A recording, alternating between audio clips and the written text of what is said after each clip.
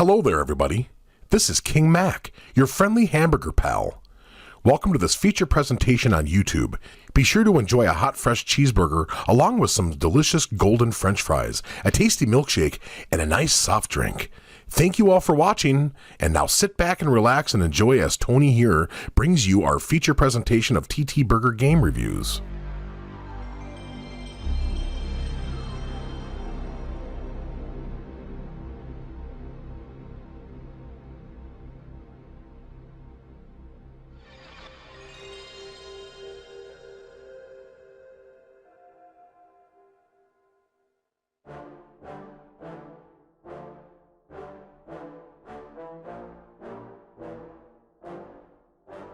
Yeah, I just wanna be the greatest. Everybody knows my name. Shit, I'ma have this. Hello my friends, how you all doing today? Welcome to the first TTBurger game reviews here on YouTube of the year 2023, and I hope you all had a happy new year and a wonderful holiday all together, and I hope everyone is enjoying the year 2023 because we're just started. Let's hope that this year we'll have bright things for everybody in the future.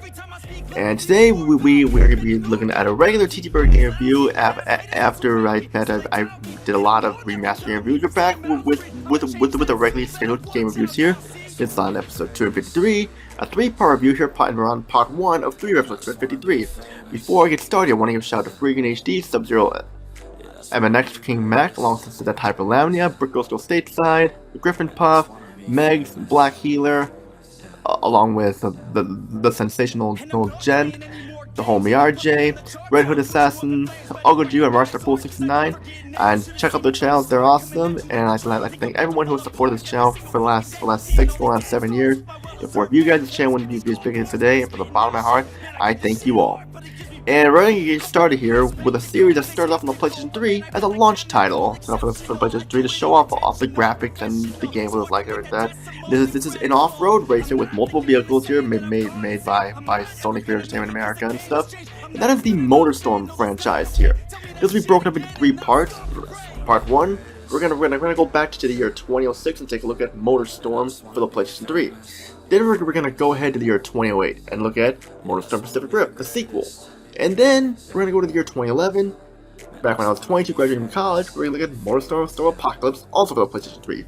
Now I know there's MotorStorm Arctic Edge and MotorStorm RC that for the PSP and Arctic Edge on the PlayStation 2 as well, but I'm not gonna be looking at those because those spin-offs. I don't play spin-offs, and I don't own portable gaming. You know, the Arctic Edge was on the PlayStation 2. I just didn't really want to play it. You know, what's the point of leasing the PlayStation 2 when you had the PlayStation 3 already and stuff? But that's just me. We have a lot to talk about here. Let's get started with talking about the original MotorStorm for the PlayStation 3 released on March 6, 2007. I screwed up the date of 2007 today, so sorry, my bad there. And this version here came packaged with my PlayStation 3 when I got PlayStation 3. That's why it says not for sale and stuff, because it came packaged with my PlayStation 3. And let's get started here. Now, MotorStorm is a fun game, a great launch title for the PlayStation 3 that showcased the graphics, the gameplay, and much more. However, it has some problems with it, which we will get to, like not many modes of play and more and stuff like that. But when you get to the nitty-gritty, we have a fun race game that should not be overlooked. Let's get started here. No story here, just talks about the MotorStorm Festival that has rocking music, off-road vehicle races, and more. You have a variety of vehicles to choose from, such as the motorcycle, bike, the ATV, the rally car, the racing truck, the mud plugger, the dune buggy, and my personal favorite, the big rig truck. All the vehicles have their own unique style to them, and sense of speed and unique way to use them to win the races. I was not big into motorcycle bikes or ATVs because you crash easily and it's hard to maneuver with them, but the big rigs are my favorite because you plow through these tracks and wipe everyone out and make you feel like you were the king of the tracks. Well, most of the time. The other type of vehicles I mentioned are awesome as well, but the big rigs take the cake as the best vehicles in the game. As we get into MotorStorm here, we're going to start with something that I am not a fan of that happened. There are only 2 modes of play. Tiled Play, which is a single player mode, and the multiplayer, which is basically online multiplayer. There is no offline multiplayer, which left me surprised because racing games are fun with local multiplayer. Without it, it feels somewhat rushed. After we pick a vehicle, we get into the race and we see the game's graphics are pretty good for a launch title. We know that MotorStorm was a graphical showcase for the system, and even though it looks nothing like the pre-run trailer showed at E3, the graphics still look amazing. The vehicle models look amazingly detailed. You see mud and dirt on the vehicles, and when when you crash. The crash physics effects look amazingly realistic and detailed, especially when they explode, which has a burnout effect feel to it. The courses you race in are big and very detailed looking with all the mud and dirt and sand, but there are only 8 tracks, and they are long tracks, but there are only 8 tracks, and you can see them all very quickly. And sure, like they take place in different time of the day, but you'll notice these tracks will repeat over and over. The MotorStorm's sound department delivers really well too.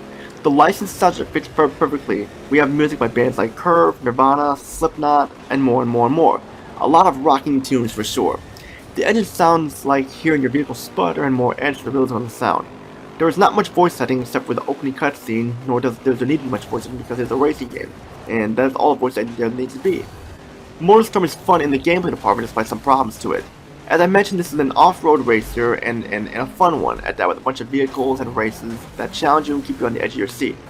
Not only do you have your vehicles variety to choose from, you also have a boost in your vehicles too to help you get past the opponent, AI and stuff, and get in first place. But be careful, too much boost can cause your vehicle to explode, so be careful and use it wisely. So if you feel like you're about to explode, take off the boost button and just race away until you cool down. What I like about MotorStorm are the paths you can take throughout the track depending on which vehicle you use. If you have a big rig or mud plug, you will stick with the lower part because you can get through the mud no problem. With vehicles like ATVs or bikes instead, I use the higher to avoid getting stuck and all knocked around. Rally cars, trucks, and dune buggies are all around, so use them whenever area you want, but be very careful. The races are long and challenging, and when you win, you'll get the content unlocked, which is a blast and stuff. It's a fun game, but now I gotta get to the negatives. There's no local multiplayer at all, which is surprising because racing games, usually almost all of them have local multiplayer, and without it here, it feels kinda lacking. The single player races, some of them feel very similar to one another, just higher difficulty. There's not much variety to the races other than just win the race and stuff. You can come in third place is better, but I always try to come in first place. The opponent AI can be rough around the edges. Only 8 tracks, not many modes. The single player at times can feel like a practice mode with the online line mode and stuff. But aside from those complaints, though, that's pretty much all I have to say about it. It's not a bad game, it's definitely worth owning your collection for sure. Final thoughts, if you enjoy off-road racers, MotorStorm should not disappoint at all. I give it an 8 out of 10 because of the problems I have with it. But a game that should not be overlooked if you like off-road racers and want a racing game for your PlayStation 3. And that's it for episode 253, part 1 of 3 of my MotorStorm franchise review.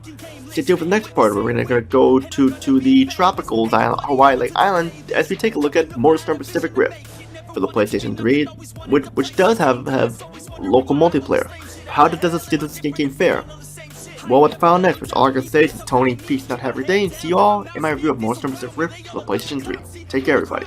Every time I speak loudly, they more about me. Man, you know I got a bounty on these lousy ass haters that surround me. So they doubt me, they don't know